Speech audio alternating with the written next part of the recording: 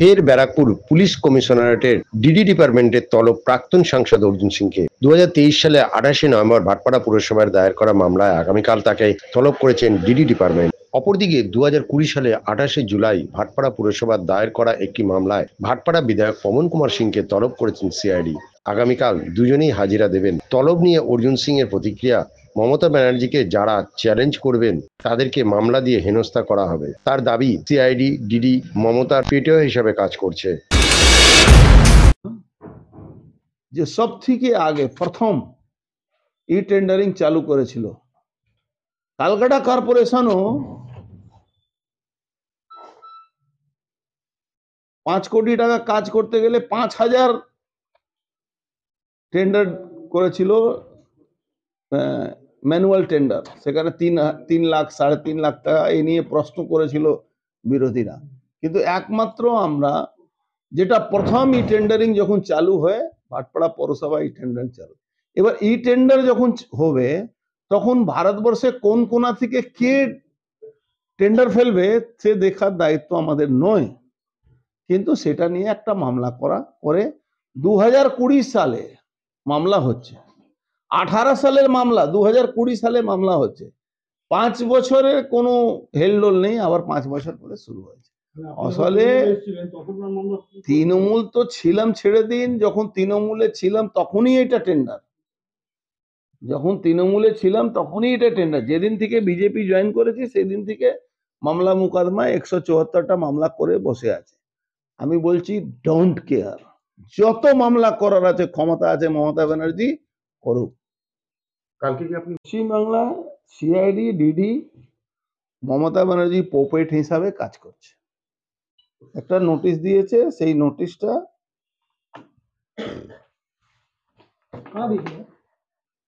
কালকে রাত 12টার সময় সিআইডি তরফ থেকে নোটিশ এসছে। সেই নোটিশটা হলো এই দেখো, ওকেও কালকে ডাকা হয়েছে সিআইডি ভবন, সব 12:30টার সময়। পশ্চিমবাংলা সরকারের জিহাদিদের ধরার সময় নেই, অপরাধীদের ধরার সময় নেই। তৃণমূল কংগ্রেসের কাউন্সিলর খুন হচ্ছে, তার স্ত্রী বলছে কি দলের মধ্যেই লোক বসে আছে যারা খুন করাচ্ছে, তাকে ধরার জায়গা নেই। শুধু বিরোধী রাজনীতি যারা করে, যারা সরাসরি মমতা ব্যানার্জির এগেনস্টে লড়াই করছে, সরাসরি মমতা ব্যানার্জিকে চ্যালেঞ্জ করছে, তাদের নামে দুনিয়ার মামলা নিয়ে নোটিশ করা হচ্ছে। ইতিমধ্যে আপনি দেখুন একটা নোটিশ এসছে, কি উল্লেখ করা আছে? সেই নোটিশে কালকে আমাকে ডাকা হয়েছে। ওই ডিডি ব্যারাকপুর, যেটা আগেও নোটিশ করেছিল, তখন হাইকোর্টে আমরা গেছিলাম। হাইকোর্ট থেকে একটা নো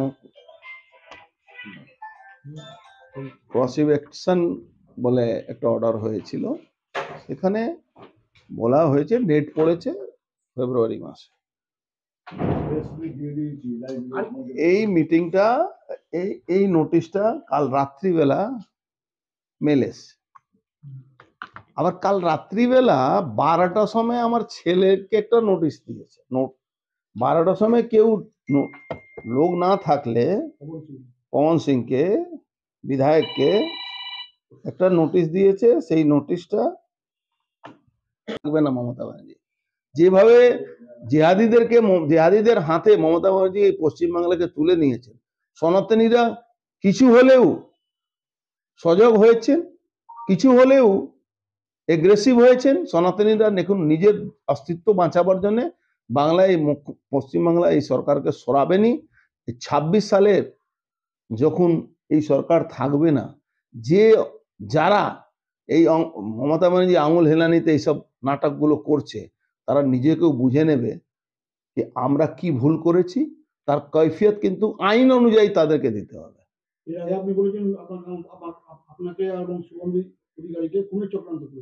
এখনো চলছে তো। কালকে আমি গেছিলাম নদীপ কোর্টে, নদীপ কোর্ট থেকে আমি ইস্কন মন্দিরে গেছি। আমাকে একটা 80-82 বছরের মানুষ বলছেন আপনি সাবধান থাকুন, আপনাকে এই সরকার মারিয়ে দেবে, খুন করাবে। কে বলছে? একটা বয়স্ক মানুষ, আমি চিনিও না লোকটা, সাধু, সাধু। একজন সাধু সন্ন্যাসী মানুষ।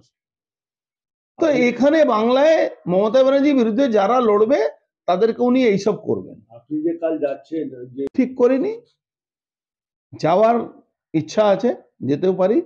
কালকে 12টার সময় ডেকেছে এই ব্যারেকপুর ডিডিতে, খুব সম্ভাবনা আছে আমি যেতে পারি। এই যে একাধিক নোটিশ আপনার কাছে আসছে, এগুলো কি উপর থেকে পরিচালনা করছে মনে হচ্ছে? এটা সরাসরি মমতা ব্যানার্জি করাচ্ছে। আসলে এখানে সোমনাথ শ্যাম প্রিয়ঙ্কু পান্ডেকে মার্ডার করার প্ল্যান করেছিল। সোমনাথ শ্যাম পার্থ ভৌমিক আমাকে খুন করার পর যেন এখানে একটা চাংড়া আছে অমিত সিং, তাকে দিয়ে আমার বাড়িতে অ্যাটাক করেছিল। এই সব মামলাগুলো হাইকোর্টে চলছে। হাইকোর্টে চলার জন্য আমাদের উপরে প্রেসার দেওয়ার জন্য, যাতে হাইকোর্টে কোনো ডিসিশন না হয়, আমরা কেস থেকে ব্যাক করে যাই, তার জন্য এইসব হচ্ছে। আমি মনে করি এসব মূর্খরা আছে এরা। আমরা মমতা ব্যানার্জির বিরুদ্ধে লড়াই করার জন্য সারা পশ্চিমবাংলা সনাতনীদের পাশে দাঁড়িয়েছি, সনাতনীদেরকে নিয়ে লড়াই করছি, আগামী দিনও লড়াই করব। আমরা এইসব ডোন্ট কেয়ার, আমরা এইসব নিয়ে মনেও করি না।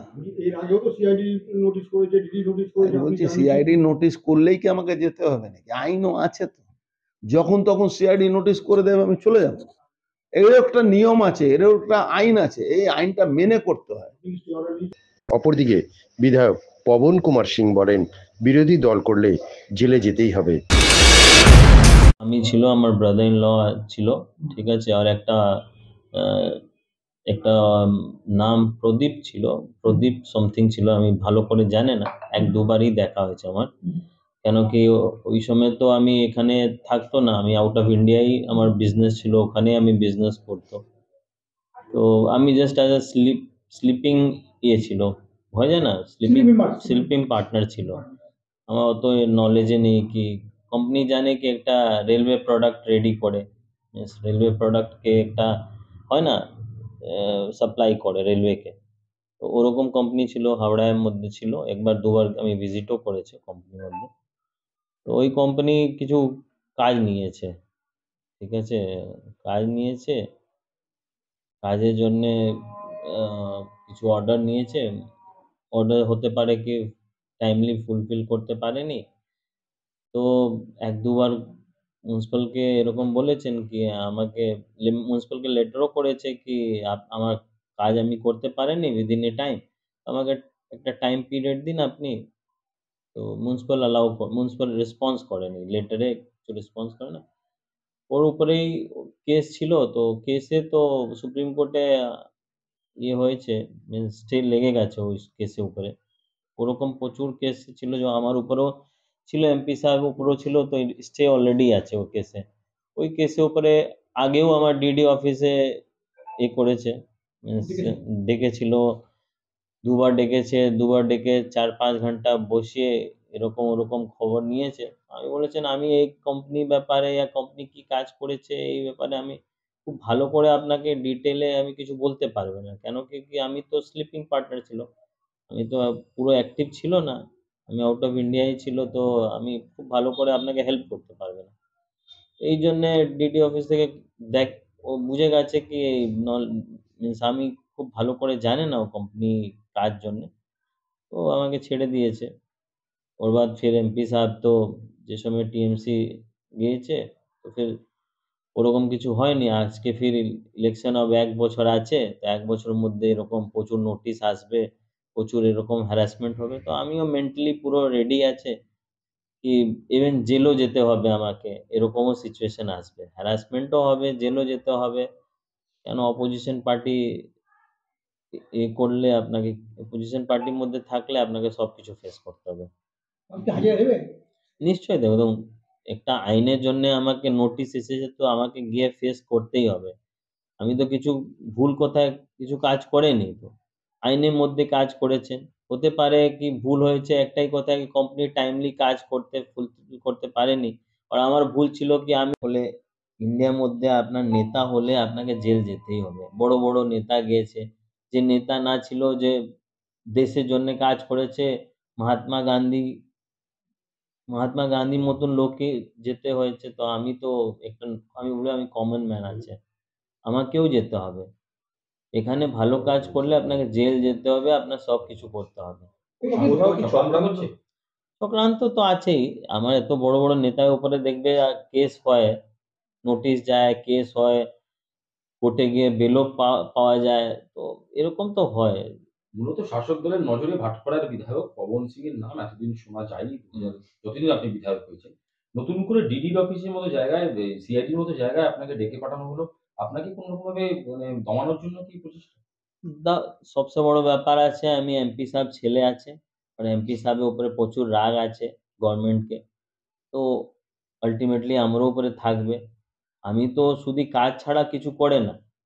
আমি তো শুধুই আমার যে পাবলিক রিপ্রেজেন্টেটিভ আছে, পাবলিক যে কাজ হয় 24/7 আমি সব ওই জন্য অ্যাভেলেবল থাকে। আপনি নিজেই দেখেছেন সকালবেলা, বিকালবেলা আমি সবসময় অফিসে অ্যাভেলেবল থাকে। কি কেউ মানুষ আসে কিছু কাজের জন্য তো আমি হেল্প করতে পারি। 100% তো আমিও ফুলফিল করে না সবাইকে। লেকিন যত আমার সাইড থেকে আমি করতে পারি নিশ্চয়ই করে। তো এরকম তো আমি আমার তো কখনো আমি রুলিং পার্টিকে ডাইরেক্ট আমি কিছু বলেনি না কিছু করেছে। লেকিন হতে পারে এমপি সাহেব ছেলে হলে আমাকে এসব ফেস করতেই হবে। হ্যাঁ, রাখতেই হবে। রাখবেই, নিশ্চয়ই রাখবে। আর কালকে ভাটপাড়ায় একটা সবচেয়ে বড় মিন্স পুরো লোকসভার মধ্যে একটা ভাটপাড়ায় একটা টার্গেট আছে। আজকে না 2019 থেকে টার্গেট আছে। তো ওর জন্যও আমাকে একটা আমার রেপুটেশন এর উপরে ইয়া বিভিন্ন টাইপের উপরে আপনি দেখবেন আমার উপরে অ্যালিগেশন আসবেই আসবে। পিতা পুত্রের তলব নিয়ে ভাটপাড়া হেভি উপপৌর প্রধান দেবজ্যোতি ঘোষ বলেন, ফ্যামিলির লোকের অ্যাকাউন্টে হিট, তার আগেস্টে কোনো কাজও হয়নি। এগুলো আছে তো, এগুলো উনি অস্বীকার করলে তো হবে না। ভাইস চেয়ারম্যান সাহেব